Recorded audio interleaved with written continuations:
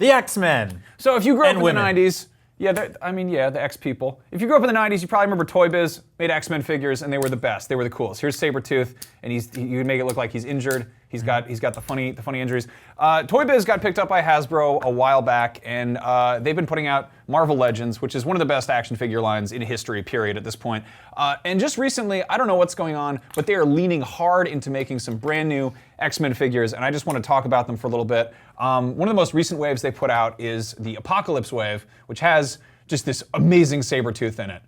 Hold on. Dan's going to zoom in on it. There he is. There's Sabretooth. Now, Max, the waves are named after the Build-A-Figures that they come with, right? And basically, if you buy every figure in this wave, you can build Apocalypse, who's just, again, if you're like a 90s kid who grew up with X-Men, this is so good. This is such a wonderful thing. He looks like those turquoise Crayola crayons. He's just got that like translucent effect. And if you ever wondered how Apocalypse got so strong, it's because he poops in these tubes and then they go right to his arms. No, man, you're thinking powerful fisting stuff. You're thinking of Bane.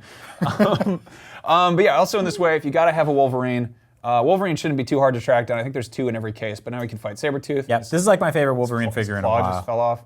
He comes with other hands that are just like regular fists, which are good.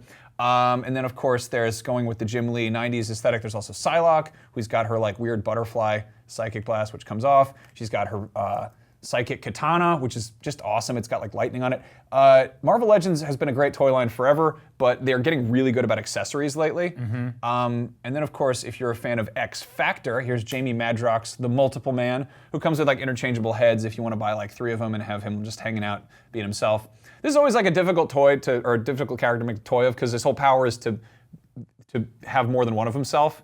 So I don't know how you do that short of just having like multi-packs. Yeah, you just got to buy a bunch. And then there is sort of this is a more recent design of Magneto's, who comes with his grape cotton candy he can wave around, which is... Have they done like a modern version of the classic design? They've done numerous ones. They haven't done one in a little while though. Okay. And then he's got his good old Magneto head, which all these interchangeable heads and everything.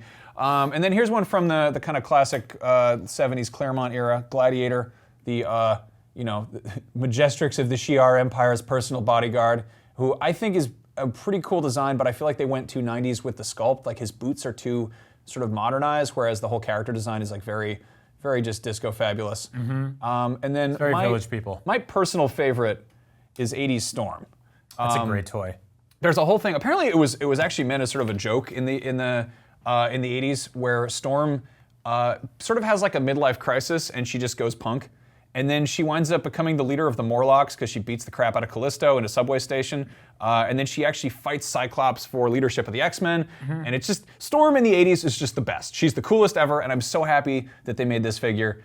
There was one that they did like years ago in like 2005 or so. But this is just a wonderful sculpt. I'm very happy about it.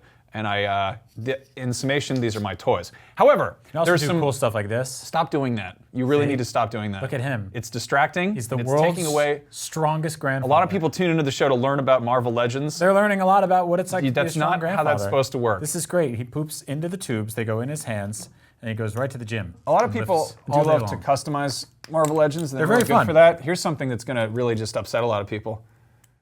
Wolvertooth. It just looks like if Wolverine went skiing or something. I don't like that outfit at all. That's gross. Now at Comic-Con they had a whole bunch of brand new Marvel Legends that they were showing off. The Sauron wave is just now starting to come out, and it continues this trend of just amazing X-Men figures. Obviously Sauron is the one you have to collect all the pieces of to build him. Did you have the Toy Biz one of these? Yeah, which had like the kind of gooey arms. Yeah, I did too. They were articulated, but they went like this. But yeah, he couldn't bend his elbows, but he could just do like that. Yeah, like that. But yeah, I'm excited about this just because Sauron is a psychic vampire pterodactyl man who lives in the Savage Land. He's one of those characters that's just out there enough that you're like, what's wrong with you? What do you think he keeps in those pouches on his Probably like beans or something. Like he probably, he transforms back into a man sometimes. I think he exiles himself in the Savage Land because he kept turning into the pterodactyl because he's evil, but he probably has like snacks, Cliff Bars. I bet he has like saltines. Luna Bars. But yeah, also in this wave is Omega Red. You read apparently there was a deleted scene in Deadpool 2 where wait to see that. Omega Red's playing chess in jail. Which is just nonsense. Yeah. This is another one I had the original toy of, Archangel. This was actually the first X-Men figure I ever bought. And I have like a diary from second grade where I was like, Today I went to KB Toys and got Archangel. And I cannot spell Archangel as an adult, so I certainly couldn't spell it when I was 7. But this is cool as hell. That claw he comes with is actually meant to go onto Apocalypse. You should save that diary for when you work the Archangel red carpet in like 4 years. When Fox finally completely runs out of ideas, they'll just make Archangel. I don't know who they'll do it. Yeah. And then also, this is great. They're doing a line of vehicles.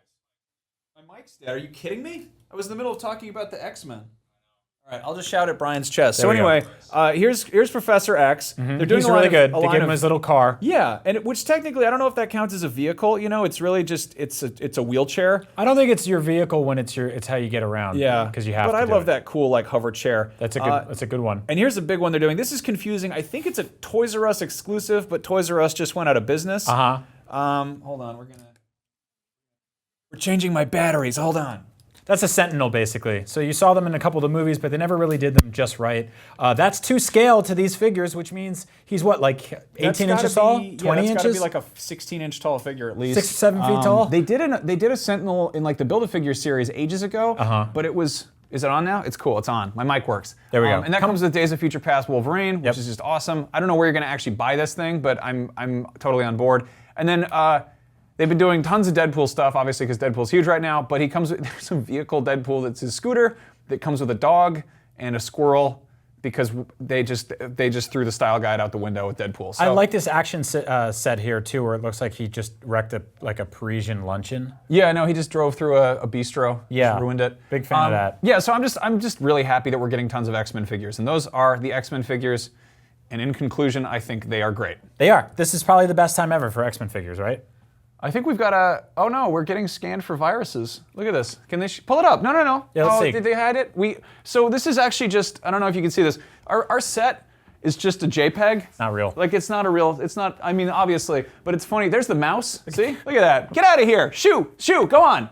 Oh, I don't like that at all. But yeah, it's weird. Occasionally we get like the McAfee virus scan pop up, and they all panic back there. And can you put a Brookstone back there? Yeah, put up Brookstone. We want to. We're at the mall. Oh boy, I sure love playing with my favorite X-Men toys, Wolvertooth and Wolverine. If you want to see some more videos we did about Marvel Legends action figures, we played with a bunch of Spider-Man ones, which were very fun, as well as some great X-Force ones just in time for Deadpool 2, when it came out in theaters earlier this year. For more on toys, keep it right here on Up at Noon, where we play with them and are adult men. Did you say more on toys? More on toys.